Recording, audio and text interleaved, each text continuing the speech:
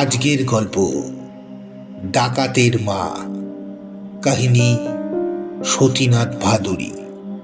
গল্প পাঠে এবং সমগ্র পরিচালনায় আমি শুভাশিস। গল্প ডাকাতের মা। আগে সে ছিল ডাকাতের বউ। সৌখীর বাপ মরে যাবার পর থেকে তার পরিচয় ডাকাতের মা বলে। ডাকাতের মায়ের ঘুম কি পাতলা না হলে চলে? রাত বিরাতে কখন দরজায় টোকা পড়বে তার কি ঠিক আছে? টকটক করে দু টোকা পড়ার শব্দ থেমে থেমে তিনবার হলে বুঝতে হবে দলের কোনো লোক টাকা দিতে এসছে। তিনবারের পর আরো একবার বলে বুঝতে হবে সৌখী নিজে বাড়ি ফিরল। ছেলের আবার কড়া হুকুম, তখনই দরজা খুলবি না হুট করে, খবরদার। 10 বার নিঃশ্বাস ফেলতে যতক্ষণ সময় লাগে ততক্ষণ অপেক্ষা করবি, তারপর দরজা খুলবি। আরো কত রকমের টোকা মারার রকম ফের আছে, কতবার হয়েছে, কতবার বদলেছে। দুনিয়ায় বিশ্বাস করবে কাকে? পুলিশকে ঠেকানো যায়, কিন্তু দলের মধ্যে মনে যখন পাপ ঢোকে তখন তাকে ঠেকানো হয় মুশকিল। দিনকালই পড়েছে অন্যরকম। সৌখীর বাপের মুখে শোনা যায় সেকালে দলের কে যেন জখম হয়ে ধরা পড়বার পর নিজের হাতে জিভ কেটে ফেলেছিল, পাছে পুলিশের কাছে দলের সম্বন্ধে কিছু বলে ফেলে সেই ভয়ে।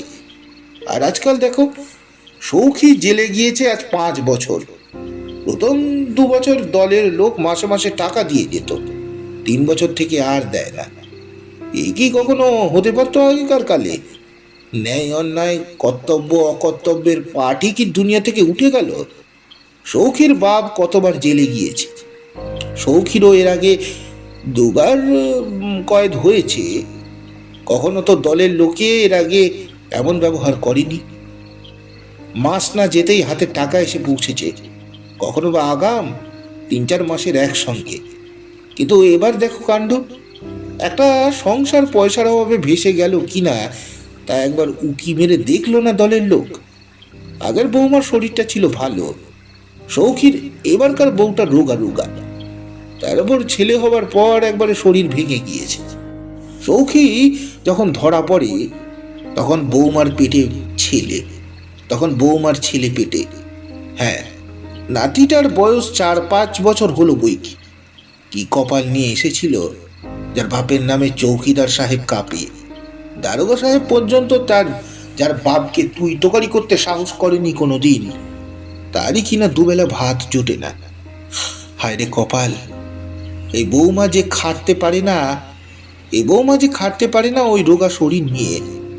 আমি বুড়ো মানুষ, কোনো রকমে বাড়ি বাড়ি গিয়ে 2টো খই মুড়ি বেঁচে আসি, তা দিয়ে নিজের পেট চালানোই শক্ত।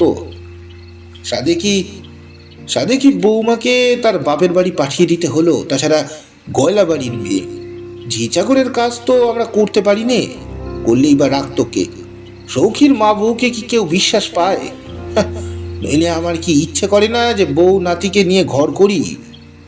বেআইয়ের 2টো মোষ আছে, তবু বউ নাতিটার পেটে একটু একটু দুধ পড়ছে।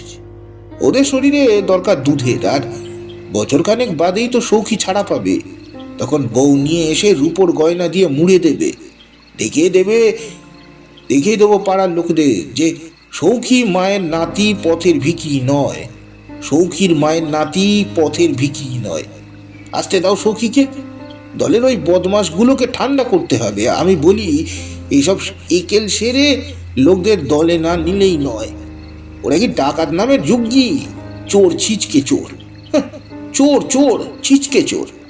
ওই যে টাকাটা দিতে আসতো, সেটার চেহারা দেখেছ? তাল পাতার সেপাই, থুতনির নিচে 2 গাছা দাড়ি, কালি ঝুলি মাগ আর মশালি হাতে নাও। ওই রুগা পটকা দেখে কেউ ভয় পাবে কোশ্চিন কালে? ঘুম আর আসতেই চায় না। রোজ রাতেই এই অবস্থা। মাথা পর্যন্ত কম্বলের মধ্যে ঢুকিয়ে না নিলে কোনো কালেই ঘুম হয় না শীতের দিনে। একবার সৌখী কোথা হইতে দুপুরবেলা ফিরে এসে টোকার সানা না পেয়ে কি মার মেরেছিল মাকে। বলে দিয়েছিল যে ফের যদি কোনোদিন নাক মুখ ঢেকে শুতে দেখি তাহলে খুন করে ফেলে দেব। বাপের বেটা, তাই বেঁচা যেমন করা।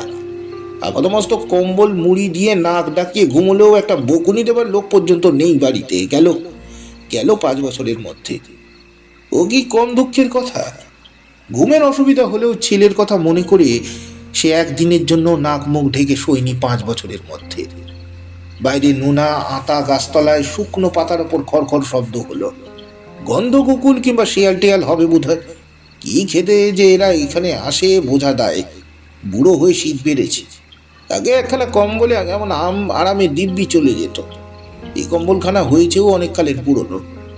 এর আগের বার সৌখী জেল থেকে এনেছিল, সে কি আজকের কথা? কম্বলখানার বয়স ক বছর হবে তার হিসাব করতে গিয়ে বাধা পড়ে। টকটক করে টুকা পড়ার শব্দ যেন কানে এলো। টিকটিকের ডাক মনে হয়। হাতি পাকে পড়লে ব্যাঙেও লাথি মারে। টিকটিকিটা শুদ্ধ খুনসুরি আরম্ভ করলে মজা দেখবার জন্য। করে নে টকটক করে আবার দুটো টোকা। না, তাহলে টিকটিকি না তো। আওয়াজটা ক্ষণক্ষণে টিনের কপাটের ওপর টোকা মারার শব্দ। বুড়ি উঠে বসে।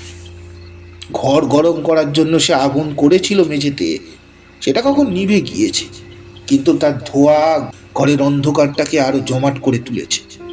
এতদিনে কি তাহলে দলের হতভাগাগুলোর মনে পড়েছে সৌখীর মায়ের কথা? আবার দরজায় দুটো টোকা পড়ল। আরো সন্দেহ হলো। অনেক দিনের অনভ্যাসের পর এই সামান্য ব্যাপারটা বুড়ির মনে একটু উত্তেজনা এনেছে। তবু বলা যায় না কে না কে। সৌখীর মা আস্তে আস্তে উঠে দরজার পাশে গিয়ে দাঁড়ায়। বন্ধ কবাটের পাশ দিয়ে বাইরের লোকটাকে দেখার চেষ্টা করে। লোকটাও বোধহয় কপাটের ফাঁক দিয়ে ভেতরে দেখবার চেষ্টা করছে। বাইরে ঘুটঘুটে অন্ধকার, কিচ্ছু দেখা যায় না। বিড়ির গন্ধ নাকে আসছে। আবার দুটো টোকা পড়ল।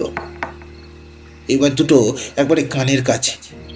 এ টোকা পড়বার কথা ছিল না। অবাক কাণ্ড! তাহলে তো লোকটাকে টাকা দিতে আসেনি, পুলিশের লোকটোক নয় তো। টোকা মারবার নিয়ম কানুনগুলো হয়তো ভালো জানে না। সৌখীর ছাড়া পাবার যে এখনো বহু দেরি। নিশ্চয়ই পুলিশের লোক।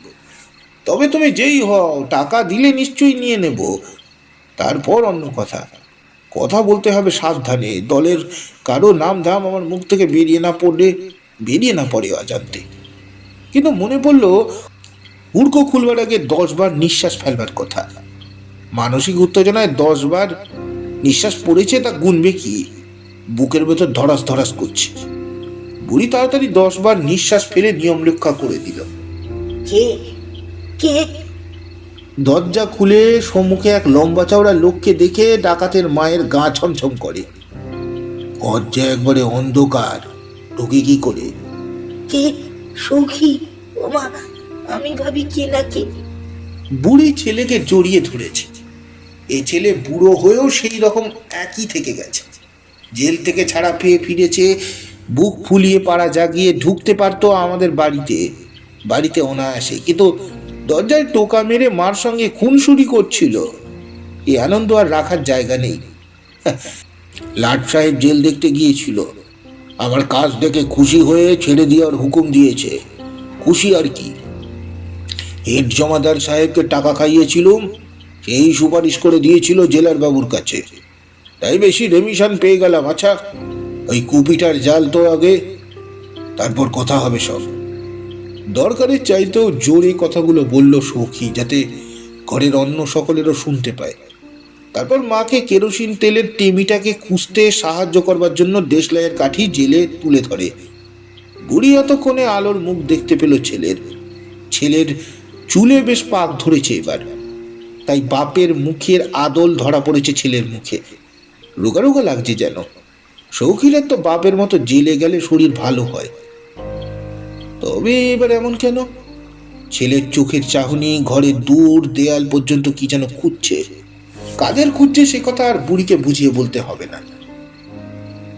আরে, জেলে কি তোর অসুখ বিসুখ করেছিল? আরে, জেলে কি তোর অসুখ বিসুখ করেছিল নাকি? সৌখী এই প্রশ্ন কানে তুলতে চায় না। জিজ্ঞাসা করে, এদের কাউকে দেখছি না?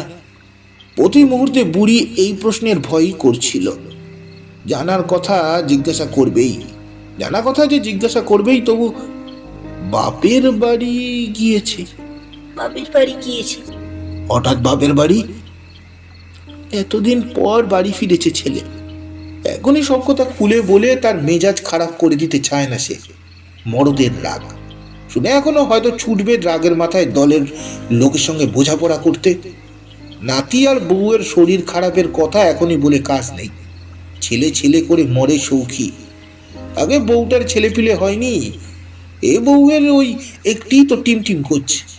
তার শরীর খারাপের কথা শুনলে হয়তো সৌখী এখানে আর একদিনও থাকবে না। এতদিন পরে এলো, একদিনও কাজে রাখতে পারবো না?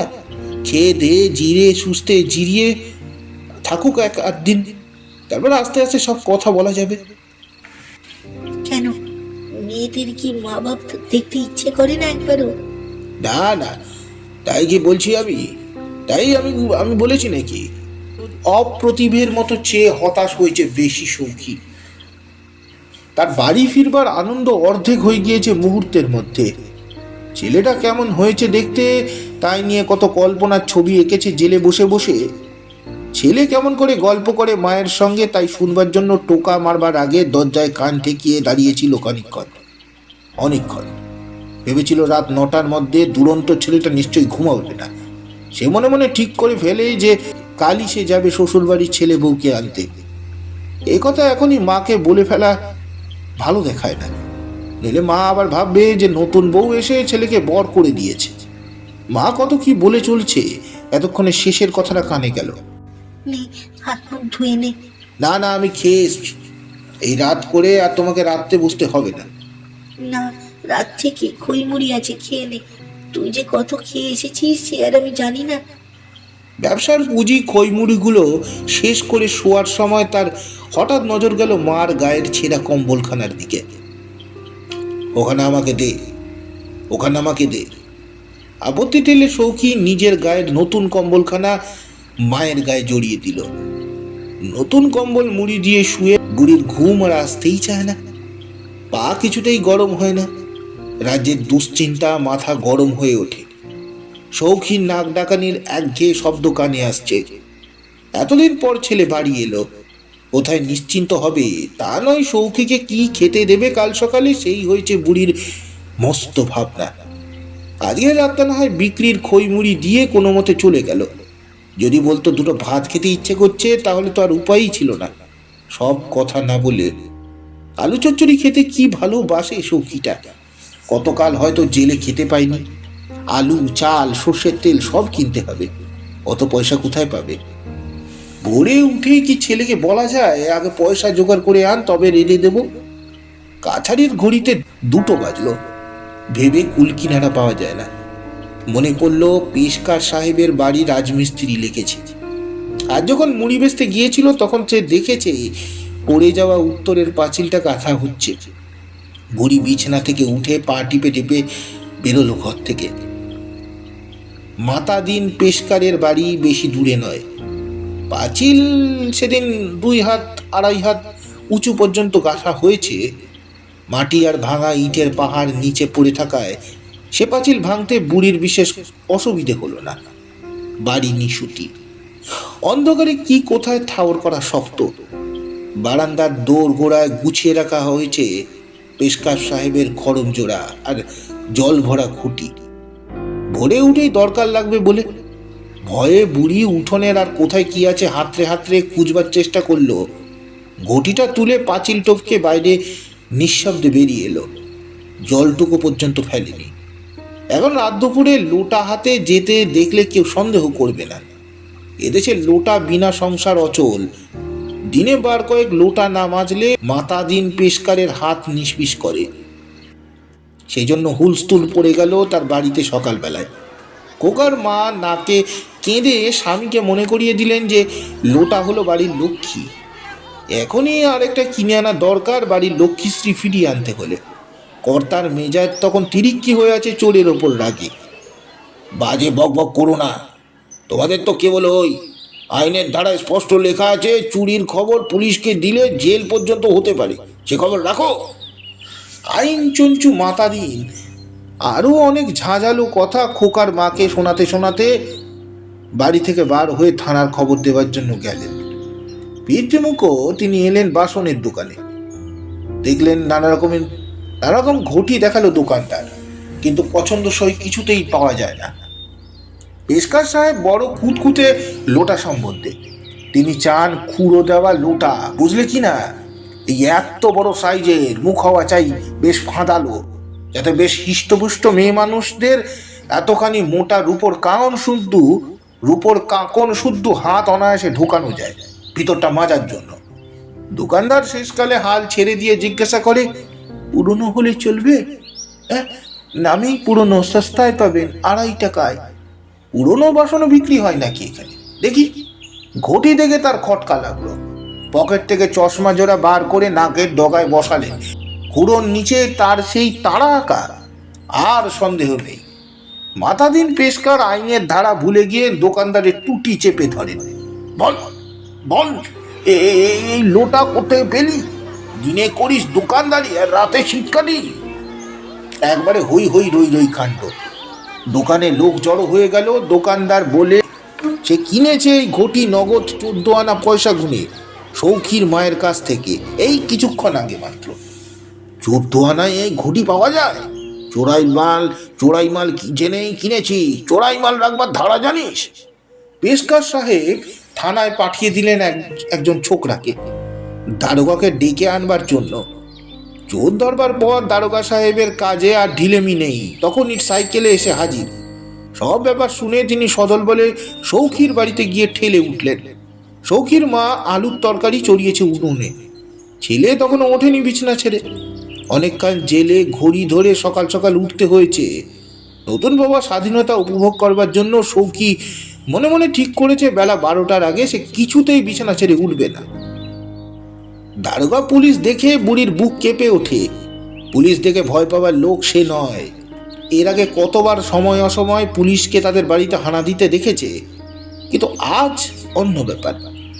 মাতাদিন পেশকার তার বাসনওয়ালা যে পুলিশের সঙ্গে রয়েছে, তার যে ধারণা ছিল বাসনওয়ালারা পুরনো বাসনগুলোকে রংচং দিয়ে নতুনের মতো না করে বিক্রি করে না। 5-7 বছর আগে পুলিশ একবার ভোর রাতে তাদের বাড়ি ঘেরাও করেছিল বন্দুকের খোঁজে। তখন তো মাথা হের হয়নি তার। ডাকাতি করা তার স্বামীর পুত্রের হকের পেশা। সে তো মরদের কাজ, গর্বের জিনিস। জেলে যাওয়া সেক্ষেত্রে দূরদৃষ্ট মাত্র, তার চেয়ে বেশি কিছু নয়। কিন্তু এই যে চুরি, ছিচকে চোরের কাজ। শেষকালে লজ্জায় সৌখীর মা অভিযোগ অস্বীকার করতে পর্যন্ত ভুলে গিয়েছে। দারোগা সাহেব জিজ্ঞেস করলেন তাকে, এই তুই এই লোটা আজ বাজারের বাসনের দোকানে 14 আনায় বিক্রি করেছিস? কোনো জবাব বেরোলো না বুড়ির মুখ থেকে। শুধু একবার ছেলের দিকে তাকিয়ে সে মাথা হেট করে দিলে। এতক্ষণে বোঝে সৌখী ব্যাপারটা। 14 আনা পয়সার জন্য মা শেষকালে একটা ঘটি চুরি করলো। কেন মা তাকে বলল না? এতদিন তার ডিউটি ছিল জেলখানার গুদামে। জেলের ঠিকাদারদের কাছ থেকে সে 90 টাকা রোজগার করে এনেছে। এখনো সে টাকা তার কোমরের বাটুয়ায় রয়েছে। মা তার কাছ থেকে টাকা চেয়ে নিল না কেন? মেয়ে মানুষের আর কত আক্কেল হবে? হয়তো গর্দরের দিকে তাকিয়ে এক নজরেই সংসারের দৈন্যদশার কথা আজ করে নেওয়া উচিত ছিল তার। বুঝে নিজে থেকেই মায়ের হাতে টাকা দেওয়া উচিত ছিল, কিন্তু সে সময় পেল কই? রাতে এসে শুয়েছে, এতক্ষণ তো বিছানা ছেড়ে ওঠেইনি। শেষ পর্যন্ত লোটা চুরি। জেলের মধ্যে এসব ছিচকে কদু চোরদের সঙ্গে যে পারতপক্ষে কথাই বলেনি কোনোদিন। ডাকাতরা জেলে আলাপ সালাপ করে লাইফারদের সঙ্গে, এ কথা তো মায়ের অজানা নয়। কদু চোরদের যে মাত্র 2-3 মাসের সাজা হয়, মা কি জানে না সে? এই বুড়ি, আমার কথায় উত্তর দিয়েছিস না কেন? জবাব দে। বুড়ি নির্বাক। দারোগা বাবুর প্রশ্ন কানে গেল কিনা সে কথা বোঝাও যায় না তার মুখ দেখে। আর থাকতে পারল না সৌখী। দারোগা সাহেব, মেয়ে মানুষকে নিয়ে টানাটানি করছেন কেন? আমি ঘটি চুরি করেছি কাল রাতে। বিজ্ঞ দারোগাবাবু তার অনুচরদের দিকে বিজয়ীর দৃষ্টি হেনে ভাব দেখাতে চাইলেন যে এত বেলা পর্যন্ত সৌখীকে ঘুমোতে দেখে তিনি আগেই বুঝেছিলেন। শুধু বুড়ির মুখ দিয়ে কথাটা বার করে নিতে চাইছিলেন এতক্ষণে। এইবার সৌখীর মা ভেঙে পড়ল। ছেলের নামে কলঙ্ক এনেছে সে। না না দারোগা সাহেব, সৌখী করেনি। না না দারোগা সাহেব, সৌখী করেনি, আমি করেছি। ওকে ছেড়ে দিন দারোগা সাহেব। এখনো ছেলে বউয়ের সঙ্গে দেখা হয়নি ওর। দারোগা বাবুর পায়ের ওপর মাথা কুটছে বুড়ি। কিন্তু তিনি বাসনওয়ালা কিংবা ওই বুড়িটাকে নিয়ে মাথা ঘামাতে চান না। তার আসল দরকার, তার দরকার আসল অপরাধীকে নিয়ে। সৌখী যাবার সময় কোমর থেকে বটুয়াটা বার করে রেখে দিয়ে গেল খাটিয়ার ওপর। মা তখনও মেঝেতে পড়ে দুঃখরে দুঃখরে কাঁদছে। উনানে আলুর তরকারির পোড়া গন্ধ সারা পাড়ায় ছড়িয়ে পড়ছে। সমাপ্ত। গল্পটি আপনাদের কেমন লাগলো অবশ্যই জানাবেন। গল্পটি ভালো লাগলে লাইক, কমেন্ট, সাবস্ক্রাইব ও শেয়ার করে আমাদের সাপোর্ট করতে ভুলবেন না। নমস্কার।